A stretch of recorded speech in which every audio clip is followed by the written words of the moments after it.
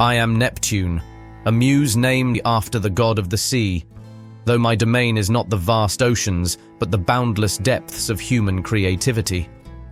My existence is one of subtle influence, a whisper in the minds of artists, a spark in the hearts of dreamers. For centuries, I have wandered unseen, my essence flowing through the realms of inspiration, touching those who seek to create. One day, I felt a disturbance in the ethereal currents of inspiration. It was a dark cloud, heavy with sorrow and despair, emanating from a young woman named Tonya. Drawn by the intensity of her emotions, I descended to her world, a place where shadows of grief and glimmers of hope intertwined. Tonya was a vision of beauty, her eyes reflecting a depth of sorrow that seemed almost tangible. Her father, a musician of profound talent, had been her guiding star, his melodies the foundation of her own musical journey. His sudden death had left her adrift, her spirit crushed under the weight of grief. Her music, once a vibrant testament to her father's legacy, now lay dormant, stifled by her stepmother's cruel hand. The stepmother, a witch of considerable power, viewed Tonya's talent with jealousy and disdain. She saw in Tonya's music a threat to her own control, a beacon that could lead Tonya to independence and recognition. Through manipulation and dark magic, she sought to crush Tonya's spirit, ensuring that her music would never rise above a whisper. I watched as Tonya's fingers trembled over the keys of her piano, the once lively notes now muted and hesitant. Her despair was a palpable force, a storm that threatened to extinguish the last embers of her creativity. It was then that I decided to intervene. In the quiet of the night, I entered her dreams, a figure of ethereal light and shadow. I whispered to her of hope, of the music that still lay within her, waiting to be reborn. That seemed to ignite a faint glimmer of hope within her. She awoke with a sense of something new, a subtle shift in air around her. I began to leave small tokens in her path. An old sheet of music here, a forgotten melody there. Each one was a place of her father's legacy, a reminder that his spirit lived on through her music. Tonya's fingers found the keys once more, and though her playing was tentative, it was a start. Her stepmother, ever watchful, sensed this change. The witch's eyes, cold and calculating, narrowed as she observed Tonya's renewed interest in music. She began to weave her dark spells, creating obstacles to crush Tonya's spirit. Instruments mysteriously broke, and malicious rumors spread through the village, tarnishing Tonya's reputation. Yet through it all, Tonya persisted. She was stronger than she knew, and each note she played seemed to strengthen the invisible bond between us. I found myself drawn to her in ways I had never experienced before. It was more than the role of a muse. It was a connection that went beyond divine. Watching her struggle and triumph, I felt my own spirit intertwined with hers, a divine essence mingling with the human soul. As Tonya's music flourished, so did our bond. I visited her more frequently in her dreams, guiding her fingers over the keys, whispering encouragements that resonated with her waking mind. Her confidence grew, and with it, her music blossomed into something extraordinary. The village began to take notice, and soon, she was invited to perform at local gatherings, her music a beacon of hope and beauty amidst the shadows of her life. One evening, under the soft glow of candlelight in a small village hall, Tonya took her place at the piano. Her fingers danced across the keys, each note a testament to her resilience and her father's legacy. As she played, I felt an emotion stir within me, a deep, profound love that transcended my role as a muse. It was a love that connected my divine essence with her human soul, a bond that defied the boundaries of our worlds. Tonya's stepmother, sensing the growing power of Tonya's music and the threat it posed to her control, intensified her efforts to undermine her. Dark magic seeped into the very air around us, creating an oppressive atmosphere that threatened to stifle Tonya's newfound joy. Instruments shattered, and shadows seemed to dance with malevolent glee, whispering words of doubt and fear into Tonya's ears. The stepmother's malevolence reached its peak on a moonless night.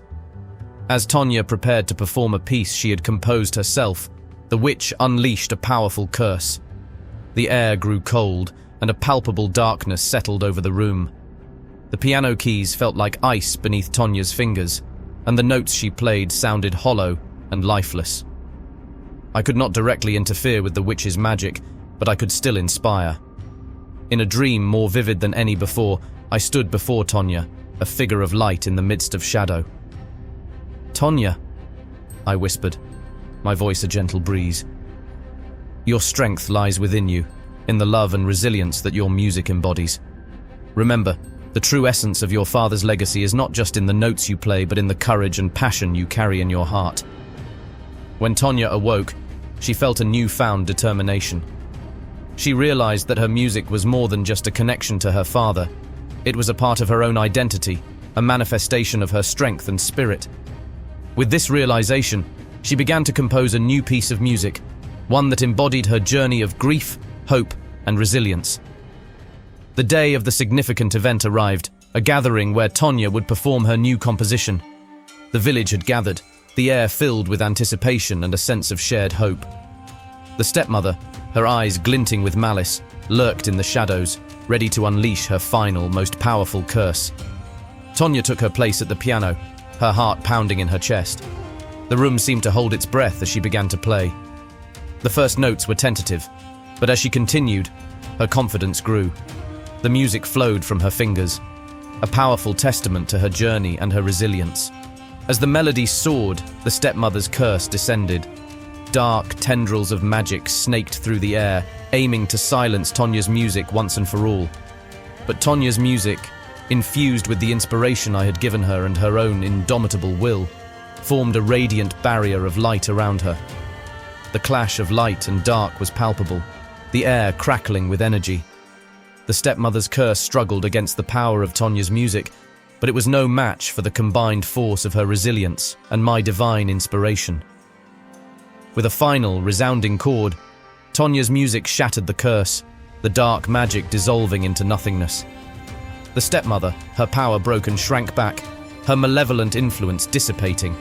The room erupted in applause, the villagers celebrating Tonya's victory. She had not only overcome her stepmother's dark magic, but had also reclaimed her own strength and identity.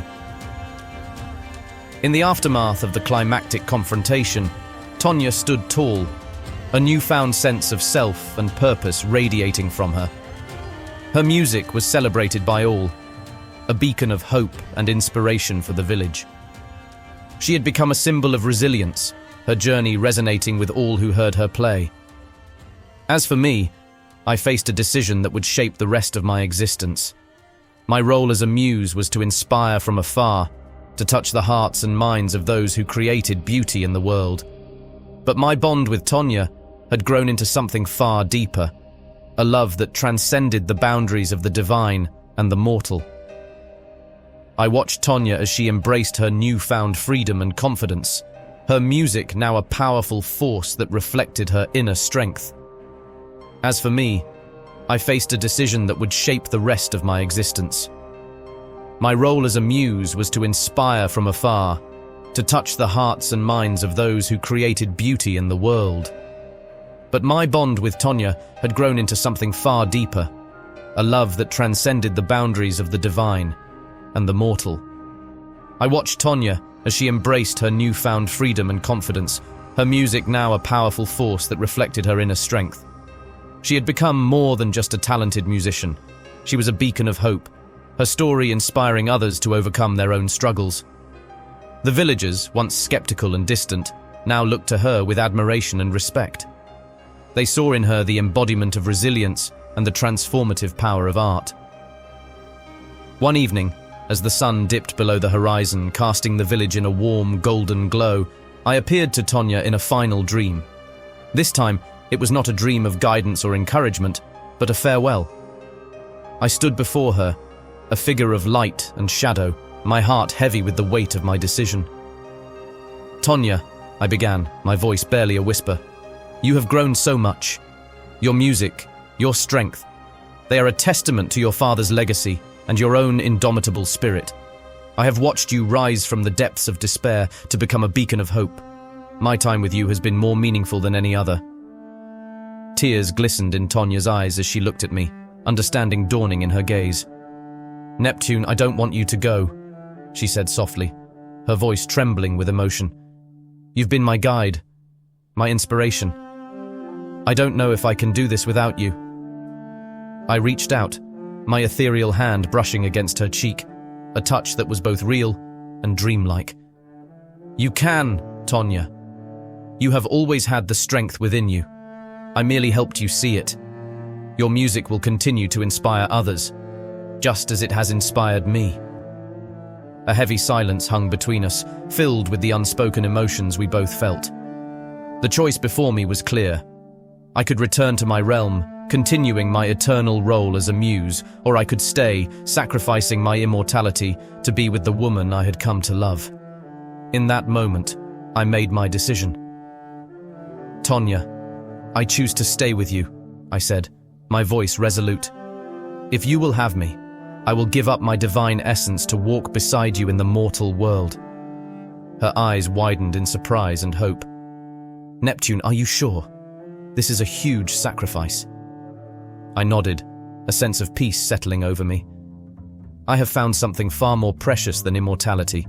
I have found love, and I wish to experience it fully by your side." With those words, the transformation began. The divine light that had always surrounded me dimmed, merging with the mortal realm. I felt the weight of a human body, the beat of a human heart. For the first time, I stood before Tonya not as a muse, but as a man. Tonya reached out, her hand warm and real in mine. "Neptune, or whatever your mortal name will be, I am honored to have you by my side." Together, we stepped into the future, a future where our love and music would intertwine, creating a legacy of hope and inspiration. The village welcomed us, celebrating not just Tonya's triumph but our union as well. In the years that followed, Tonya's music continued to touch countless lives. She composed pieces that told stories of resilience, love, and the power of the human spirit. I stood by her side, no longer a distant muse, but a partner, sharing in the joys and challenges of life. Our love became a legend in its own right, a tale of a muse who chose to become mortal for the sake of love, and a woman who found her strength through the power of music. Together, we proved that the bonds of the heart could transcend even the boundaries of the divine and the mortal. And so, Tonya and I lived a life filled with music, love, and inspiration.